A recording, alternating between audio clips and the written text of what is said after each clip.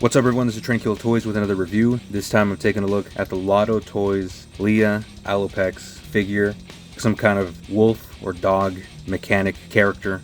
And before we get too far into the review, I'll just get this out of the way. I'm not a furry. Buying this figure does not make you a furry. A furry is someone who really likes these kinds of designs, and it takes up a large part of their lives. Like 80% or 100% of their interests revolve around furries and animals, okay? And I don't want to be associated with that. I really don't like furries. So just because I have this figure does not make me a furry. The reason I bought this was because it's a fantasy kind of creature, and it looks like it would fit really well with Masters of the Universe figures or Thundercats figures if you collect that. Maybe even Star Wars or Final Fantasy, maybe even Dragon Ball. So there's a couple of spots that this figure could fit in your collection. So I just wanted to get that out of the way. I also wanted to say that I did pick this up from Gundam. It's not from 5K Toys. I don't really like 5K Toys anymore. They're kind of slow on getting figures in stock. Gundam It has those figures quicker. They have them in stock earlier and they ship them out a little bit faster than 5K Toys, even though 5K Toys does ship from the States. Let's get into this figure. First thing I'll show you guys is the box. So here's the box. You have a picture of the figure. Another picture of the figure with the alternate face. Not really a big fan of that face. We'll take a closer look at that when we get to the actual figure. Another picture of the character. Some pixel art of the character. Don't really understand the inclusion of that kind of style other than just including an extra piece of artwork there. And then you have more pictures of the character, of the figure, and the accessories. Last interesting thing about the box, that there's an insert on the back of the box. There's like this pixelated kind of background. Not very useful because of, it's pixelated. So to me, that's not really useful. Instructions or just a manual on what's included with the figure and the kind of articulation, kind of joints that it has. Some kind of thank you card. And then there's also a character card, trading card. But there is some information about the character and also skill levels down here. So not really a fan of that, but if you guys are, let me know in the comments and I'll take a look at the figure. The accessories are not that great. I'll just do a quick rundown of what it comes with. We got a screwdriver. My main issue with these accessories is that they're very flimsy. One of the accessories already broke. This one's still holding up okay, but it's very fragile. You got to be really careful with that. We get a hammer, which is pretty cool. Feels a lot more sturdy than the screwdriver and the other accessories. A wrench. This is the one that it got bent, so you can see it kind of snapped like halfway right there. We get another kind of wrench. Again, axe. Tool for moving the eyes, as we'll see in the faces. Speaking of faces, here is one of the alternate faces, this angry one. Yeah, I don't like the way this one turned out. I think the mouth just looks kind of weird. Something just doesn't look right about it. You can also get an embarrassed face, which is, whatever. We also get 2 extra wrist joints. We get a couple different hands. We get 2 fists, 2 open hands, 1 loose gripping hand or a relaxed gripping hand, another open hand, and then we get 2 gripping hands that I already put on the figure. We also get a sword. The last accessory is this kind of holster or pouch that you're supposed to fit the weapons into, but none of them really fit. Like you can put the screwdriver in there, but so I really don't like this accessory. It also includes the stand. It does work, it's just doesn't always work because the ankle joints are pretty loose and the tail is very heavy. So if you don't have it set the right way, it's just gonna fall over. Anyway, we'll take a closer look at the figure. So this is the neutral face, and you can see the sculpt for yourself. I don't have to describe everything to you. And the shading and paint detail over the figure. The boots are pretty cool. Then you got the tail and the hair and the braid, the gloves, some gold details here and there. Glasses or goggles right here, which are not removable. So it would have been nice if they would have included another pair of goggles to put on the figure. And also this figure was $62. So I think it's a pretty good deal for what you get, especially the quality of the figure. It feels sturdy. I'm not afraid of breaking the figure that much, especially compared to some other third-party figures that turn to dust in your hand. Before we get into the articulation, just a few things I want to mention.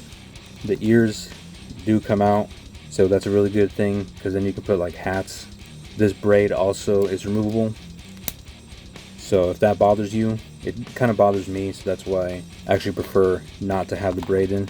Tail is also removable, so if you don't like how the tail weighs the figure down, it would have been nice if there was something else to cover up the hole there. If they came with like another pouch or something, accessory that you can plug in there to hide the hole. Alright, now we'll get into the articulation. It's a very long kind of dumbbell joint in there. The head is easily removable, so you can do lots of head swaps and stuff like that, although it's going to be kind of difficult finding something that would fit this size joint. You can look down that far and actually get a pretty good amount of tilt, and looking up is nothing because the hair gets in the way. Swiveling is also somewhat hindered because of the hair. No articulation at the base of the neck. Shoulders go up that far. 360 rotation. Not really a butterfly joint. It does shift a little bit in there, but I wouldn't call it a butterfly joint though. Bicep swivel, a little bit loose, and the bicep swivel on the right, the bicep does come apart sometimes, so you got to be careful of that. You have double jointed elbows which bend that far, a hinge and swivel for the wrist. Then here in the upper torso, doesn't really bend forward that far, bends back a little bit, and it also tilts and swivels on that as well, so you do get a lot of range there. Then on the lower part, it does get a little bit gappy down there, but you can go back that far with both joints and go forward that far with both joints, and then also tilt left and right a decent amount, so that's really cool. And then the hips, they're on drop down hips, forward about that far, goes out that far, so you can do the splits. And there's a cut at the thigh, so you can swivel it there. Double jointed knee, no boot swivel. There's no boot swivel. It's just glued into the boot. So if you wanted to remove that for like a custom, it's going to be kind of difficult. And the ankles, which are pretty loose, but you can go back that far, go up that far. Toe hinge, pretty loose, and it's not really useful. I would have preferred if they left that out. Holes in the bottom of the boots, so you can plug it into the stand.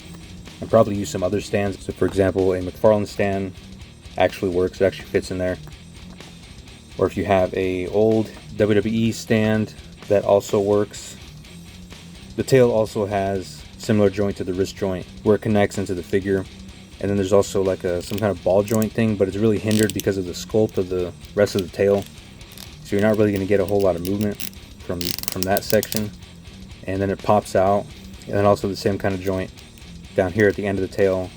The tail's okay, it's just really heavy, and I guess you could change the style of the tail, so you could just have that part. It does look a little odd from the front here, but I guess it's not too bad, and it doesn't weigh down the figure as much. So if you wanted to display it like that, it is possible. Another problem I have with this figure is that it can't really hold the accessories. Like, there's only one spot where the axe will fit in the hand. Otherwise it's very loose, so you have to get it in the perfect spot. Otherwise it's just going to be, and that goes for all the weapons. And then if you try to force it, you risk bending the screwdriver. So overall it's just not a good setup here. The accessories are pretty crappy, so if you're buying this and you're hoping the accessories are usable, you're going to be pretty disappointed. And here's what the angry face looks like. Again, not really, it just looks kind of weird. It almost doesn't look like the same creature. It doesn't look like the same character. It looks like a different character. And the eyes are also a different color. So I guess if you wanted to remove these eyes from here and put them on a different face, you could do that. Also forgot to mention earlier, you can move the ears a little bit. They're on ball joints. Right now I'll do some size comparisons, and I was kind of disappointed by this, by the scale of the figure. It's a little bit taller than you would expect.